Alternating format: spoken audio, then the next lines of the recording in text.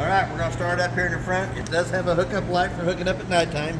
It has the up and down button for taking it on and off of the vehicle. They've already started putting the hitch package together for when the truck gets here.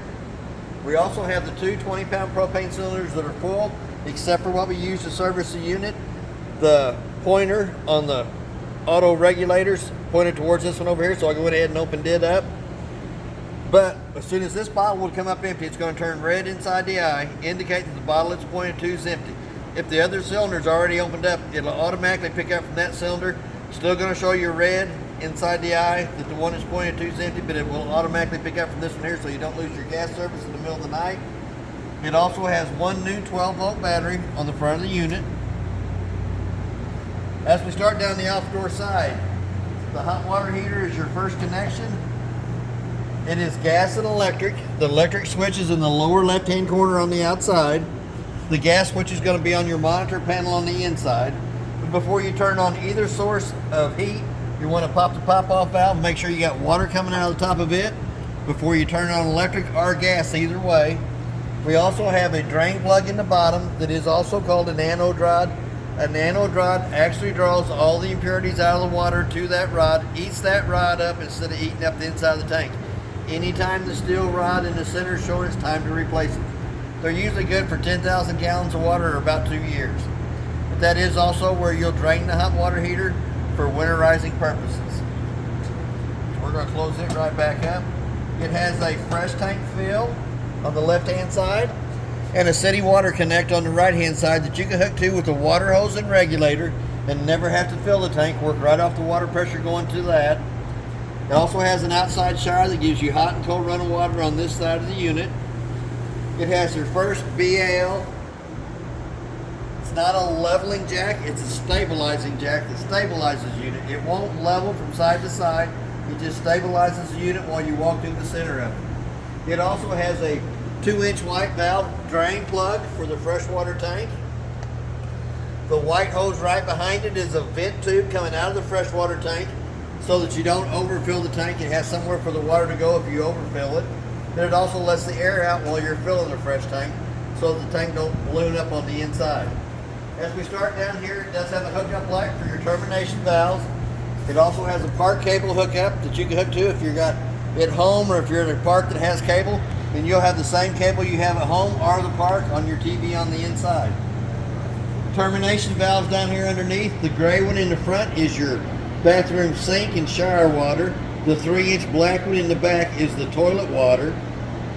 There's going to be one more connection towards the back here for your kitchen sink. But the lug nuts on the trailer has been torqued at 100 foot-pounds. That's what's recommended on the side. The tires are air ducted pressure, which is 65 pounds on the side of the tires. We have one more termination valve back here in the back, 3-inch black valve, but it is your kitchen sink water only. We're going to slide right on past that. Has a 50-amp power cord. Goes on, makes a quarter of a turn. Tighten up the black knob. Cord's about 30 to 45 foot long. It is also prepped. It does have a backup camera on it. It does have a spare tire on it that's been aired up to pressure, but it's not been torqued on, so it's aired up to 65 pounds. Also has a tailgate. You can pull the pins on either side and let the tailgate down and stack stuff on top of the tailgate if you wanted to. It's a good place to carry a generator. It does have the doggy leash on the outside over here on this side. Now we're going to go into the outside kitchenette.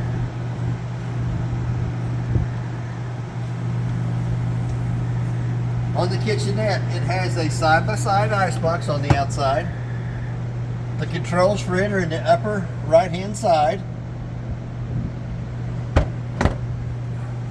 Has a little shelf that comes out.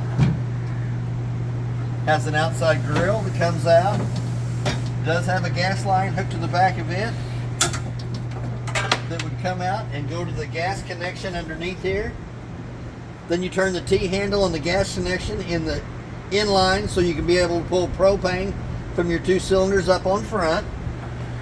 We're going to slide it right back in. It does have an ice maker. We do have a set of lights above, 2 cabinets up at the top. We have an outside sink. It's got hot running water on the left-hand side, cold running water on the right-hand side. Excuse me. So we're going to set that back down. We're going to slide right past the front steps for a minute.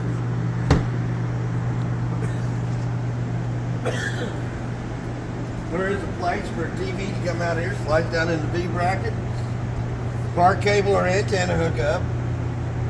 A 110 outlet to plug it into. We have the 2 outside speakers for the stereo.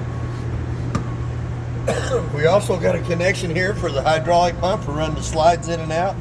I think it's a 3/8 Allen wrench goes in there, and we'll manually crank them rooms in or out. For any reason they won't work off the switch. Excuse me. We got a stove vent up here at the top. Has 2 little tabs at the bottom. Have to be lifted up, allows the flapper to flap.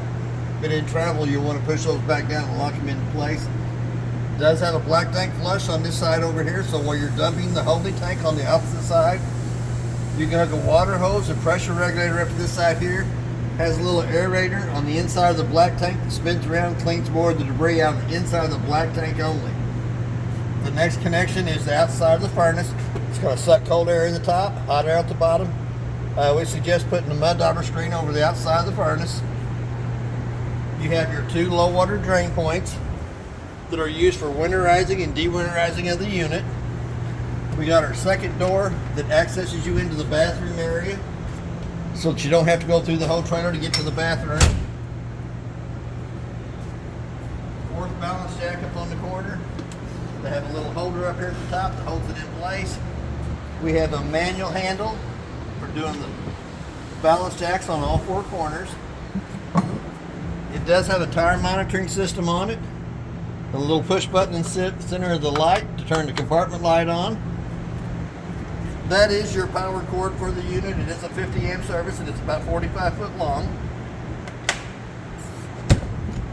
So we're going to go back to the main door.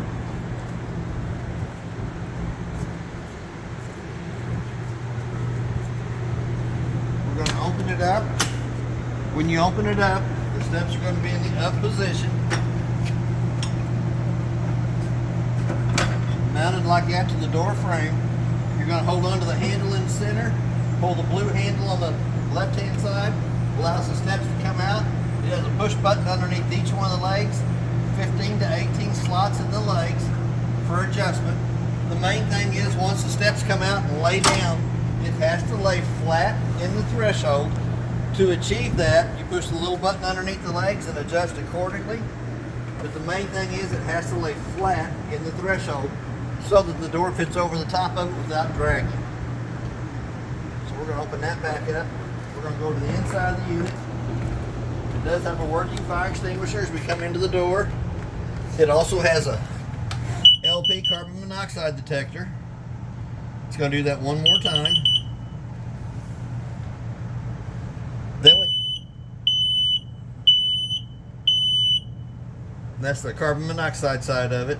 Does also have a battery disconnect on the inside of the unit so that when you're not using the unit, you can turn the key to the off position and pull it out, and it'll save all the 12 volt that's in the battery for the next time you come to it. We're going to come back up here at the very tip top. Does have a, shows your voltage is 13.6. We're going to come down to the monitor panel. It's showing you that it has 2/3 of a tank of fresh water in it. The black tank's empty, the gray tank's empty. Gray tank 2, which is your kitchen sink, is empty. Your battery is fully charged. You can also Bluetooth to this. You have awning lights. You have your exterior lights, which is your porch light. Living room lights, hot water heater on gas. And then you have your water pump switch here. Anytime the pumps are on, they'll have a little blue light at the bottom of them. Same way with your hot water heater, has a little blue light at the bottom of it. We have an awning extend button and a slide button.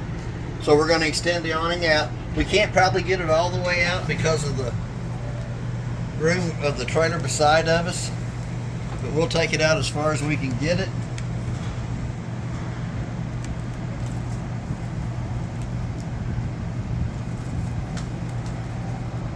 I'm going to go ahead and stop it there because it is starting to have a little bow to it, so it means we're hitting the wall up the front. But it has a pinch point on each one of the arms at the very bottom.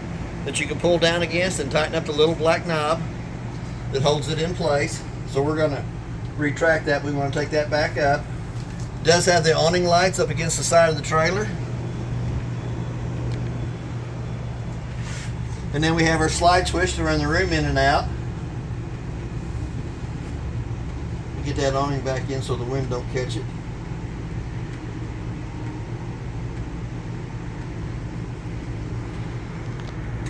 There we go. We have the louvered shades that you can spin up and down. If I go a little slower. But when you pull them down, you can leave them to where you can see out of them, or you can darken them up. Either way you wanted to do it. It's not marked as a fire escape window, but the window behind it's big enough that if you're using this for a bedded area, pull on the T-handle, slide the window open, and you get access out there. Got the two cushions on the side. We're going to lay them up on the top. It does have a bifold trailer or couch to make into a bedded area. You can also use the two cushions for little pillows on one side. We're going to take it back up, lift up on it, push in the center of it. It does have our breaker box underneath the couch.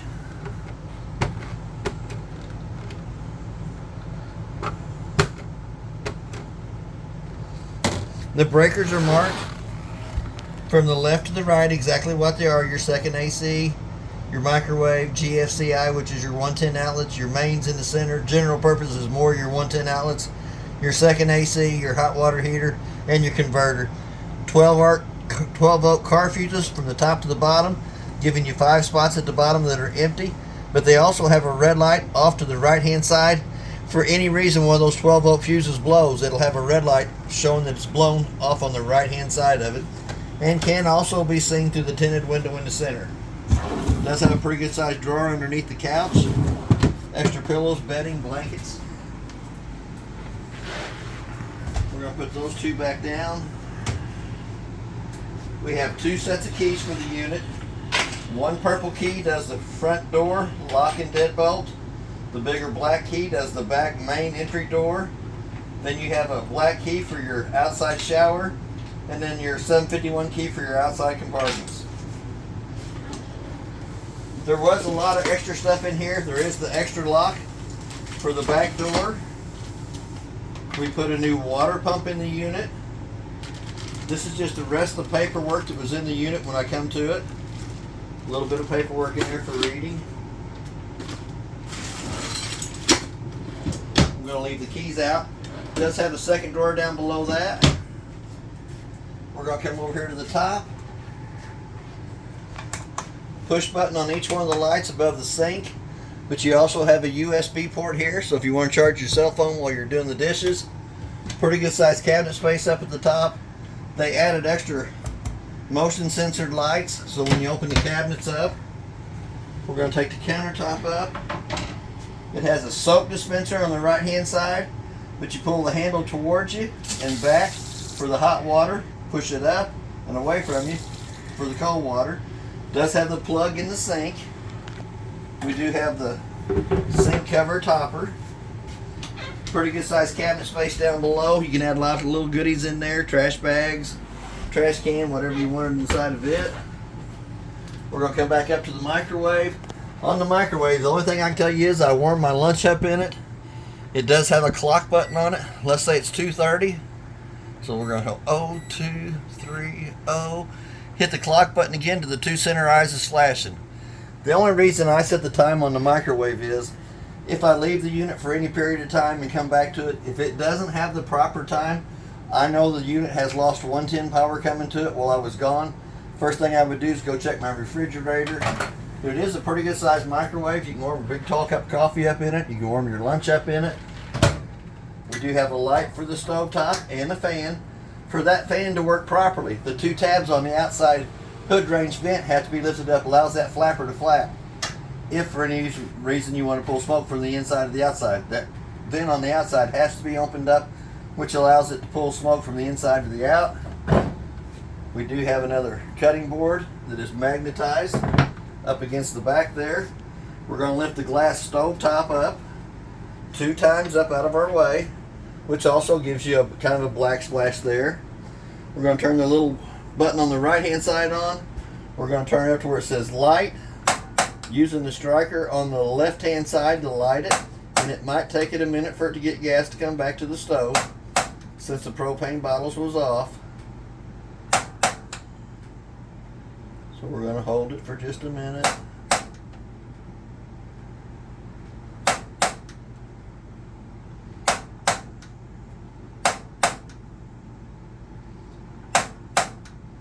Come on. There we go. You're going to let it light. You're going to hold in on the button for a minute. Then when you release the button, it does have a thermocouple off to the side. So we're going to go to the center one, light it. Go to the right hand side one and light it. Now you have to hold in on the buttons for just a minute to where it warms the thermocoupler up right beside it before the burner will stay lit. If you try to turn it, let go of it too quick, it lets it go out. So we're going to do that. It's warmed it up. We're going to come down into the oven. We're going to do the same thing on the oven. We're going to turn it to where the little flame is on it. We're going to use the same striker on the left hand side for lighting the oven, and it takes it a little longer for it to get gas down to it.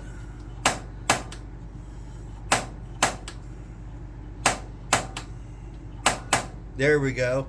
You got the pilot light lit. You're going to hold the button in for just about a minute, which heats the thermocoupler right above it up. Excuse me. Once the thermocoupler comes up to temperature, you can crank it up to whatever temperature you want the oven to light at. Presto. No having to get a long lighter or match out to light the oven anymore. It works off the same striker on the left hand side as it does for the burners up on top. Then you just dial it up to whatever temperature you want. We're going to shut it back down. The little button on the right hand side gives you light in there and also gives you the striker up on top. Inside of the furnace, that is your hot air return. I'm going to lay the glass stovetop back down. And it is marked on that glass stovetop. Please remove glass before cooking on burners on top. It's not a glass inducted top. It has to be lifted up 2 times up out of the way before you use the stovetop.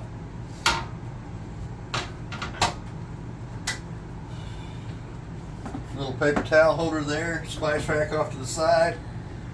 We're going to go into the bathroom area next. It does have a light switch on the wall that should turn the light above us on. It does have your GFCI outlet in the bathroom. The little green light indicates that it's working. Here again, you got hot water on the left side, cold water on the right side. Toilet has a single foot flush in the center of it. Push down on it halfway, it fills with water. Push all the way down, fills and dumps.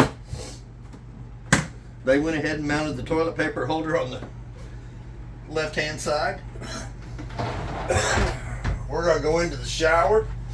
Same way as on all your sinks. Your hot water's on the left hand side, your cold water's on the right hand side. Does have an on and off button on the sprayer head. Does have a little dome up in the shower for you taller guys. Excuse me, I don't have that problem. We're going to go to the vent in the ceiling.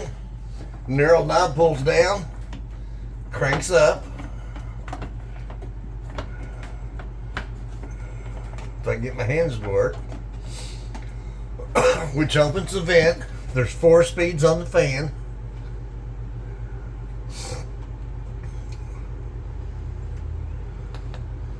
There's the second speed. There's the third speed.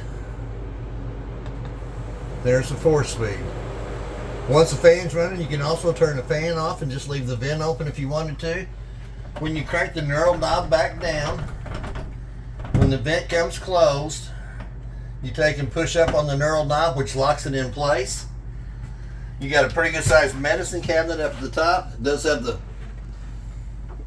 motion sensor lights in it. Pretty good sized 2 cabinet shelf up there. Pretty good sized cabinet space down below it. We do have the vent in the floor that brings heat into the bathroom area. So you can also access into the main bedroom through that door there, but we're going to come back out and go through this side. There's two remotes on the side of the wall here. The first one is not used anymore. It was for the main AC. Now you've got the turbo main AC in here. It does have the on and off button, temperature up and down, mode setting, sleep numbers on it. It's got LED lighting, but it runs your main AC in the living room and kitchen area. We're going to go into the master bedroom. It does have lights above the bed that has to be turned on by hand. Has a little push button in the center of it. We have a 110 outlet and a park cable or antenna hookup right below it. We also have a mounting holes where they had a TV mounted. We got a 110 outlet and a USB port on either side of the master bed. We got a pretty good sized closet space. Pretty good space up top for extra pillows and blankets. We're going to go underneath this bed too. When you come underneath the bed, you access into a big compartment underneath it that also accesses you into your main compartment, but it does have a hidden panel over here on the left hand side that accesses you into your water pump and the back of your hot water heater. It has a single valve bypass on the water pump. It has two valve bypass on the back of the hot water heater. Excuse me. They are in the normal operating position now. When you get ready to winterize, those valves get turned just the opposite way they are for winterizing the trailer. Here again, we got a round air conditioner vent in the ceiling, bringing cold air into the master bedroom. We also have a vent in the floor to bring heat into the master bedroom. We have our slow rising shades to black out the walls.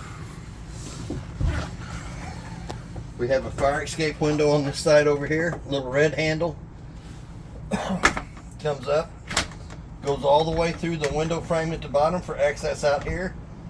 Little red handle on the screen pulls the screen loose.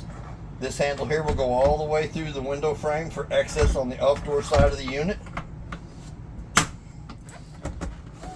Still got the blackout shade. So we're going to come out of here. We have a 110 outlet on the wall right before you get to the slide room. We have a pretty good sized pantry to the left or right side of the refrigerator. Excuse me. We're going to go into the ice box. It has the controls for the refrigerator in the bottom from 1 to 5 on the settings there. You also have controls for the freezer up top.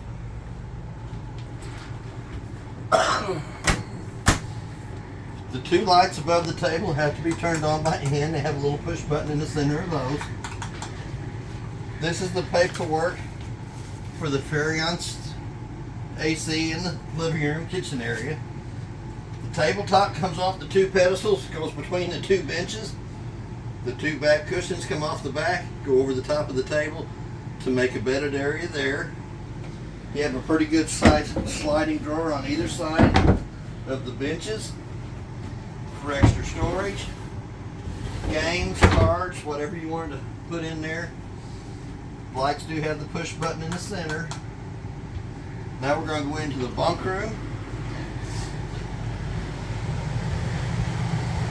As we come into the bunk room, it does have hand controls on the AC.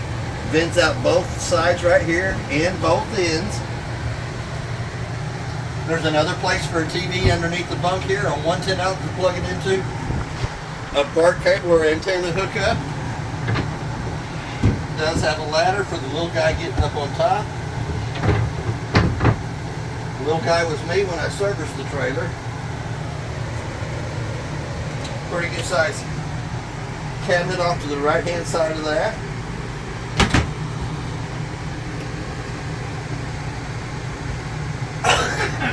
Excuse me. It's not marked as a fire escape window, but it can be used for a fire escape window. You pull the handle and slide it all the way over. You can drag the screen over and access out the left hand side. It's got another 110 outlet on the left hand side of the off-door side bunk. It also has a USB port top and bottom. This will also come up and pin in place out of the way. So So you can use the couch. You can't fold the couch out into a bed. The lights on either side have a little push button on them for turning those on and off for reading, playing their games. But it does have the USB ports on either side. Air conditioner feels great in here. Pretty good sized little closet space over here. It does have some motion sensor lights in it that they added to it later on. It does give it a lot of shelf. You can put a lot of little toys, books, games, whatever you want to put inside of that. It does have the round vent in the ceiling that brings AC from the main one in the living room kitchen area. You do have your vents right here on the AC in the pump room, but you also have a vent in the floor that brings heat in from the furnace to the bunk room area. We're going to go right back into the living room for a minute. Okay, we're going to go back to the smoke detector in the unit. Makes that annoying little sound right there. But now we're going to go back up to that thermostat in the hallway. This thermostat doesn't control the AC in the bunk room, but it still controls your furnace. So we're going to hit the mode button at the bottom. We're going to run right past the fan speed. We're going to come down to where it says heat. We're going to dial the temperature up for it. Hit it one more time. It says off in the lower right hand corner. But the black thermostat still controls the furnace. It doesn't control the AC in the bunk room, but it still does control the furnace. This one here just controls the AC in the living room kitchen area. But that's basically everything on your unit. If you have any questions, I'll try to, one more. We've still got more places. There is a place for a TV that slides in this bracket here. Hooks to that park cable or antenna. Does have a little button beside it that turns the booster on. A 110 outlet to plug it into. And you also have your Wi-Fi. We're going to come down to the stereo. It has an on and off button on it. You also have zones 1 and 2. Zone 1 is inside. Zone 2 is your outside speakers. You got 1 to 5 or 6 settings at the bottom. You got your volume button on this side. You got your dial on this side over here to take it to your different radio stations. You can change the band from AM, FM2, back to AM if you wanted to. We go back to the FM1. And then you have a mute button in the center. But if you also hold that mute button for a while, it will actually turn it off. It has a HDMI plug on to it. And it also has a USB port on the right hand side. Now we're done. That's basically everything on your unit. If you have any questions, I'll try to answer them the best that I can. And thank you for your time.